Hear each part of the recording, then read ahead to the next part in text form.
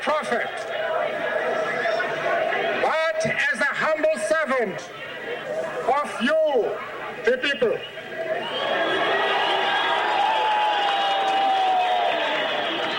I have fought against white domination.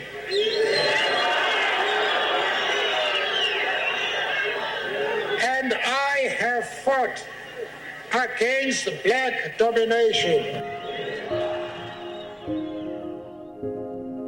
You're listening to Be There, Do That, the podcast featuring everyday stories about food, race, and social impact in Africa. In 1994, South Africans were liberated from the vicious, racially segregated social and political system of apartheid. South Africa's liberation from apartheid was considered one of the most triumphant successes on the continent in recent history. Celebrated chef, TV personality, and cookbook author Zola Nene remembers her childhood fondly.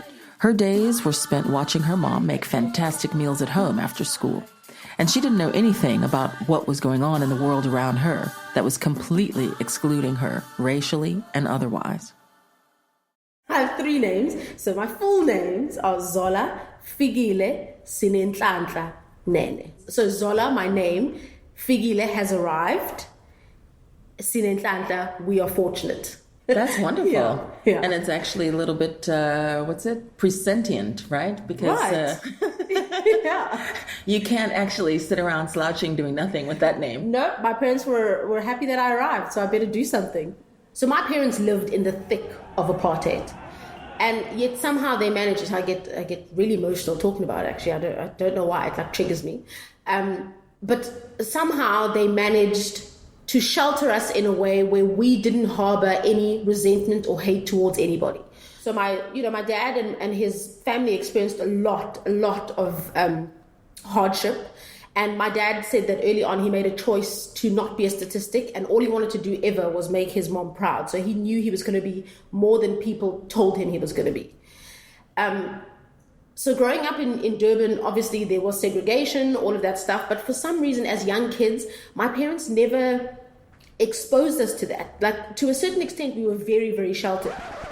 Let's just take a few steps back. Before 1994, her family, her parents, no one who looked like her could ever dream that she'd be a celebrated chef, author of cookbooks, TV personality. How could it be?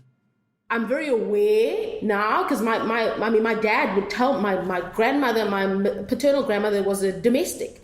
My dad would go to the madam's house where my mom worked during the week, during school holidays. He'd go there, and my dad would do gardening to help my mom. He'd wash clothes. He'd do all of the stuff just to sort of help his mom and also spend time with his mom. And it's just like, for me, that's I'm like, oh my gosh, I got to see my mom every single day. She got to make me dinner every single day. And I thought that was the norm. And that wasn't the norm for most Black people. And the realization of that is just like incredible. That's why, like, there is no choice but for me to be successful in whatever I do.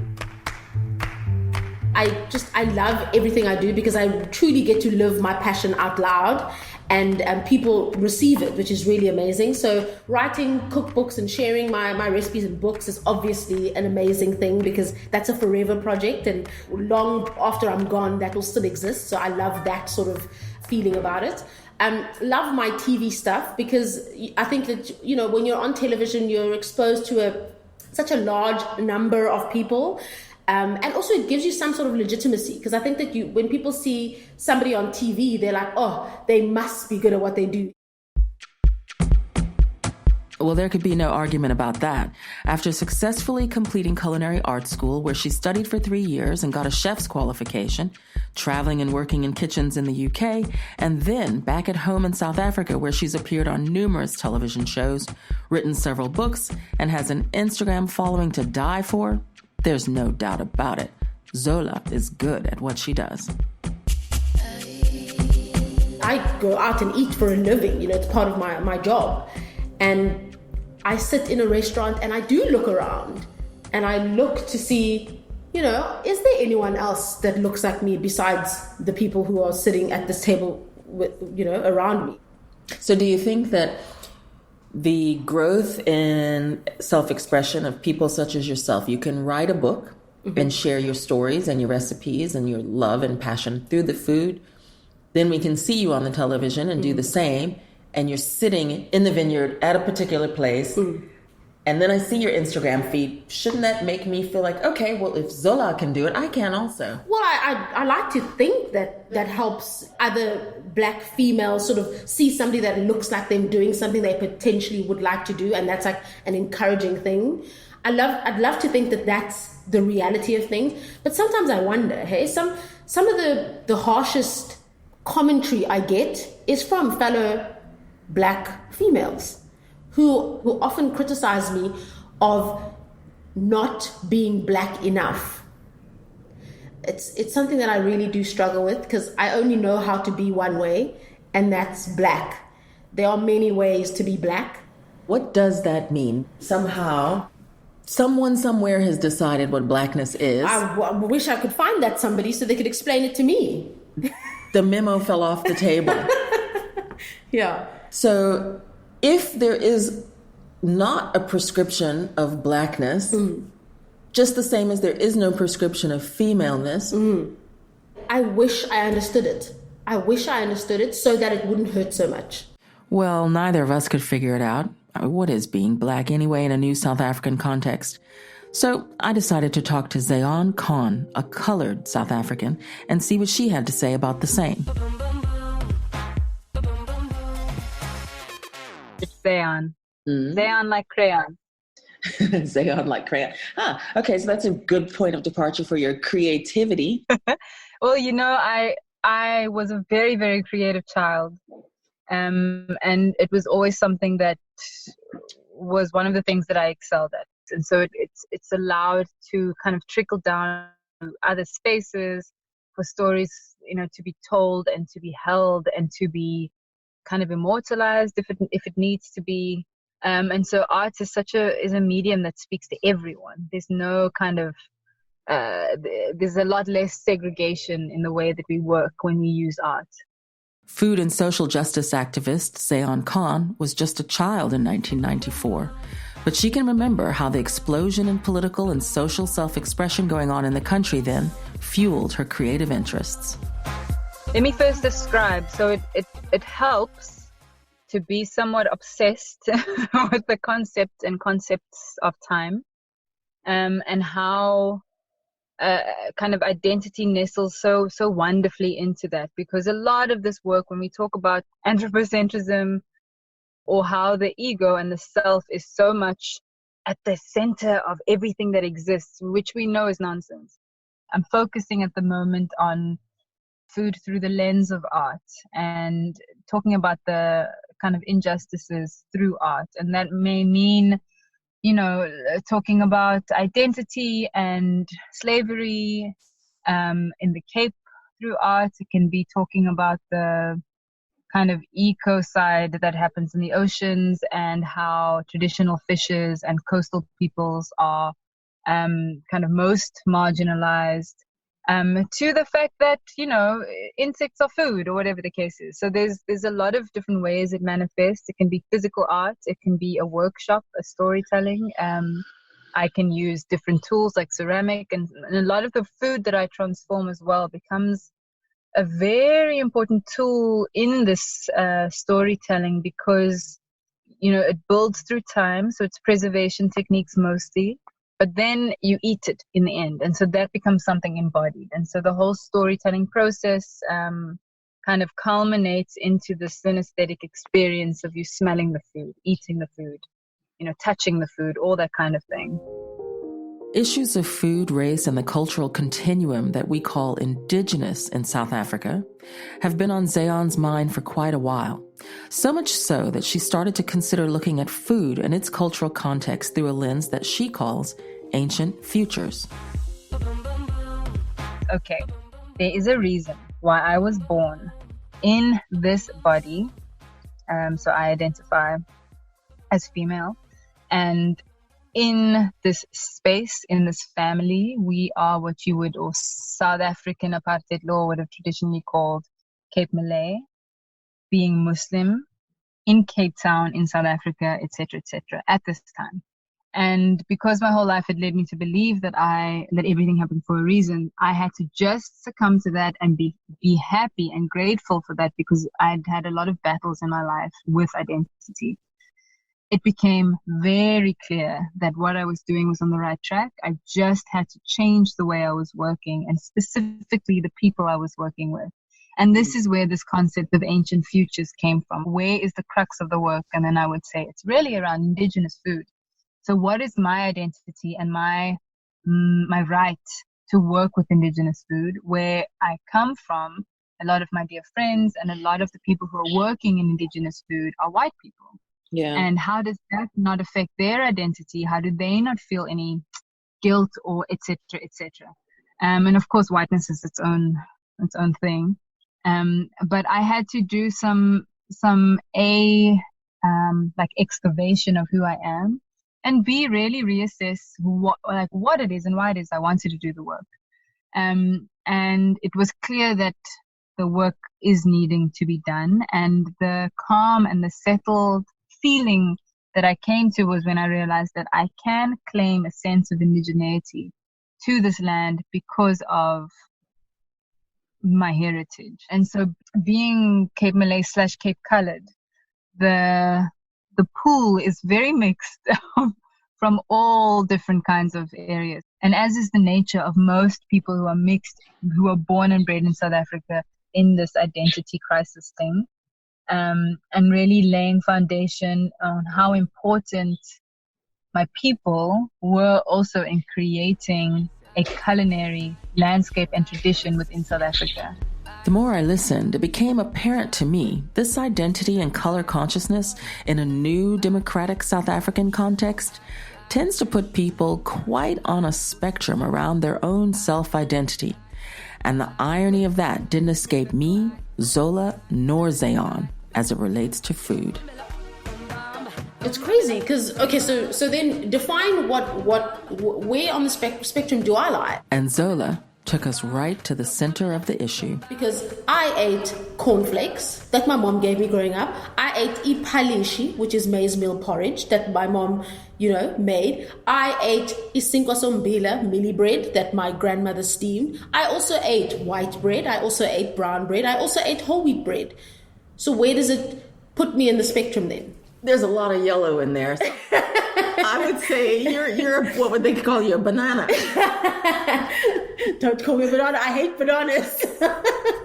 So sort of defining race based on food is also quite a strange concept, because I think that your cultural upbringing or your cultural reference, for me anyway, because I can't speak for all Zulu people, I can't speak for all black people, I'm talking about my own personal culture. And I think that culture is a very personal experience. Zayaan Khan had this to say about race and the future.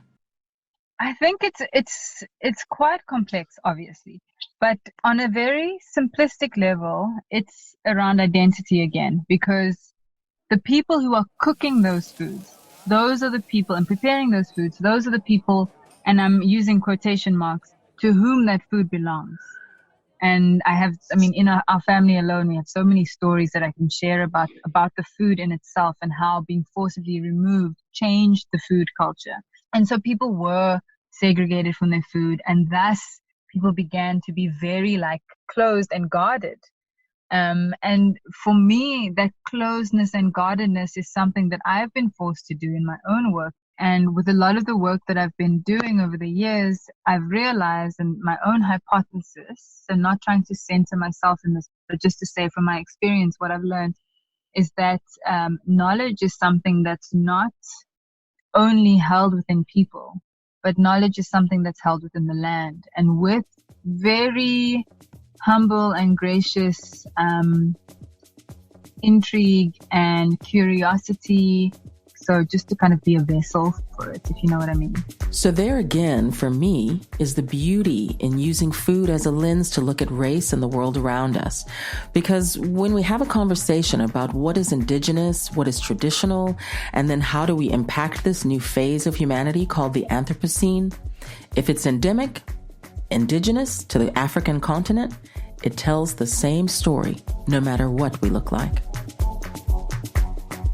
And when we remove this racist notion from that, then we're all kind of liberated to eat as much as we want. And what we want, how we want to, because that for me is authenticity. The worst thing that I think could happen to me in my career is to, start taking to heart when people do say I'm not black enough, and then start making things that I don't identify with. So, for example, it would be strange for me to all of a sudden start cooking chicken feet. I don't eat them, so why am I doing it? Am I doing it to appease people, to try and fill a void that I think that people want? Then I stop being authentically me. So just because I'm Zulu, I should tick all these boxes. That's not what life is. That's not what food is. That's not what reality is. That's not my truth. And all I can do is cook the food that connects with me and cook it as authentically as I know how. That is imperative. That's a very important part of this work. But yeah, it's not an easy space to navigate or figure out what's the right way to do these things. It really is going to take, I guess, a few more generations. I think that all of that really demonstrates there's a moment in time, taking us all the way back to the beginning of our conversation, which is cresting. And this idea of what comes together as Anthropocene for me has, until our conversation, never been discussed within a cultural context that relates directly to African indigeneity. There's so much that needs to be changed and so much perspective. And in South Africa, it's been literally bred into us that it's about race. And even though we are, aware that maybe it's not just about race, it's really a systemic thing, etc., it's not that clear cut. The most important thing for me is to be authentically myself, so that my entire point is to tell my story my way through food. Basically, is like and also and share knowledge in that way. But my books of authentically me and the type of food that I eat, the type of food that I grew up eating. My stories are my stories, authentic to me, authentically black like me. So, rounding that out, what is some ingredient or food that you enjoy most that connects you with home? Okay. So I don't know if you could call it the same ingredient, because I guess one's a dried form of the other. But it has to be Ummbile. So Ummbile is basically corn, mealies, but not the yellow ones, not sweet corn. It's like those white kernel mealies. My grandparents used to grow it. Actually both sides of the family used to grow it, and then dry it and then mill it. So mealie meal is something that's really prevalent in my food, and I always shout about mealie meal, and I love pap, and I love doing different things with it. So I think Ummbile is something that I love, and it connects to me. It's like absolutely delicious, and actually it's becoming something, slowly becoming trendy now. Do bees pollinate that type of mealie? I mean, it flowers, but not like as a traditional flower. Yeah, it's a perennial, if I'm not mistaken. Ooh, I don't know. I mean, surely bees pollinate Ummbile, right? It flowers. Chatting with both Zola and Zayaan made me really appreciate the time that I've spent in South Africa. And considering how food and the landscape connects us all as Africans within a diaspora, I was reminded again about the clever networking and mutual support and collaboration of the Cape honeybee. And then, of course, of something that Maya Angelou once said. She said, "Open your eyes to the beauty around you. open your mind to the wonders of life, open your heart to those who love you, and always be true to yourself. For more information about Zola Nene, celebrity chef and author, or Zayaan Khan and Ancient Futures, please check our Instagram feed, Be There, Do That. And thanks for listening. Come, catch a buzz with me again soon.